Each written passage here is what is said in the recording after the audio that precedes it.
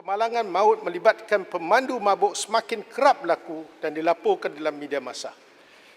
Sekiranya perkara ini tidak ditangani dengan serius, ia akan membawa kesan yang amat negatif kepada orang ramai dan pengguna jalan lain yang tidak bersalah.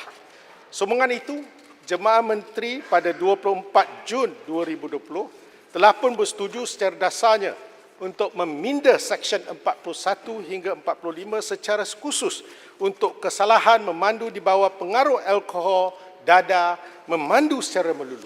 Pindaan ini bertujuan untuk menjadikan satu bentuk deterrence dan pengajaran kepada orang ramai supaya mematuhi semua peraturan jalan raya. Ketiga-tiga komponen hukuman akan dipinda, termasuklah kadar denda, tempoh penjara dan tempoh penggantungan lesen memandu kenderaan. Berdasarkan kepada keputusan Jemaah Menteri tersebut, Kementerian Pengangkutan akan meminda Seksyen 41 hingga 45 Akta Pengangkutan Jalan 1987 dan Jabatan Peguam Negara telah menyemak draft Rang Undang-Undang Pengangkutan Jalan Pindah 2020 dan draft RUU ini akan dibentangkan untuk persetujuan Jemaah Menteri pada 17 Julai 2020 dan seterusnya untuk dibentangkan di Dewan Yang Mulia ini pada sesi kali ini.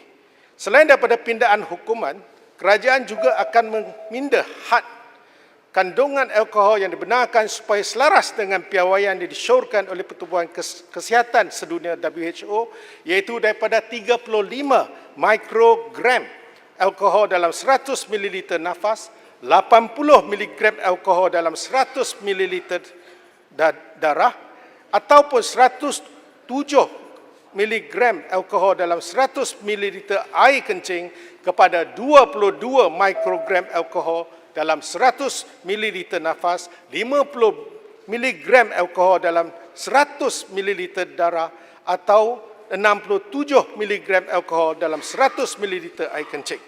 Berkenaan dengan cadangan mengenakan hukuman mati bagi kesalahan menyebabkan kematian akibat daripada memandu di bawah pengaruh alkohol, Kementerian Pengangkutan berpendapat kes melibatkan pemandu mabuk perlulah mengikut lunas undang-undang yang sedia ada. Jika kandung keseksaan Akta 574 digunakan untuk menjatuhkan hukuman mati, ia perlu dibuktikan di mahkamah bahawa pemandu mabuk tersebut mempunyai niat untuk membunuh melampaui keraguan munasabah beyond reasonable doubt. Memang kita geram, tetapi kita tidak boleh mengambil tindakan secara melulu supaya pemandu mabuk ini tidak terlepas daripada tindakan undang-undang yang sewajarnya.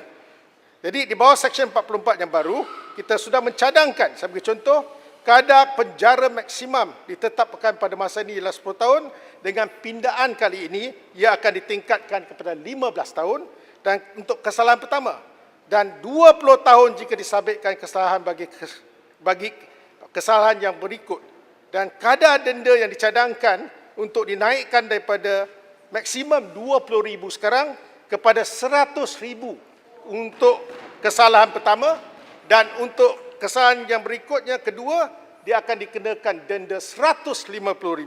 Tempoh penggantungan lesen juga dicadangkan dinaikkan daripada 10 tahun kepada 20 tahun.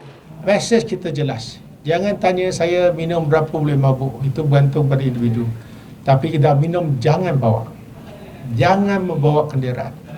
Dan dalam satu syarat tu, kalau biasa kan, mereka memandu, nampak polis tu dia berhenti tepi jalan.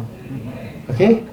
Dia juga satu kesalahan, mengawal kenderaan walaupun roda tak jalan. Itu juga satu. Saya akan terangkan satu-satu dalam Dewan Rakyat nanti apa yang dimaksudkan mengawal kenderaan. Tapi bila nampak polis, dia sedar, dia berhenti, matikan enjin. Dan inilah antara taktik yang digunakan. Itu pun kita ambil tindakan. Okey, sesiapa yang lari daripada nak dikenakan hujan melalui breathalyzer, itu juga dianggap satu kesalahan. Jadi kita kena ketat, kita kena serius dalam soal ini.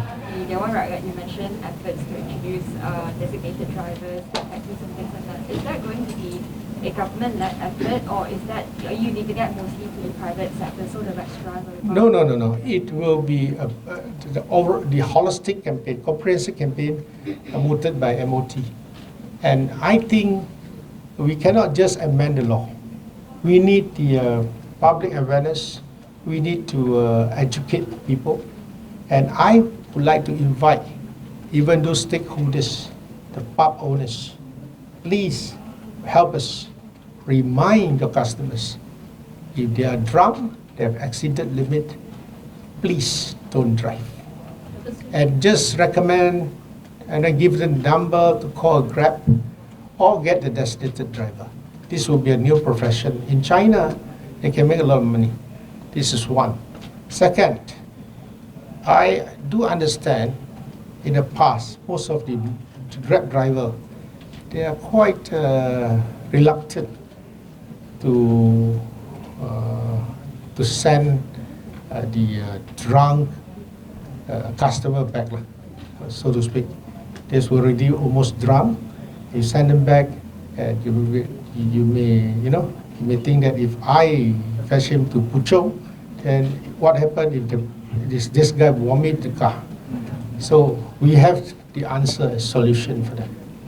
That means we make it compulsory for that person to pay for the cleaning fees. Okay? So we are serious, and this is part of the education.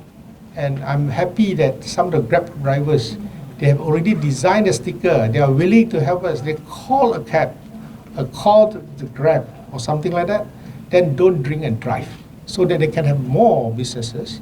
And at the same time, we can. It is a noble objective for us to achieve.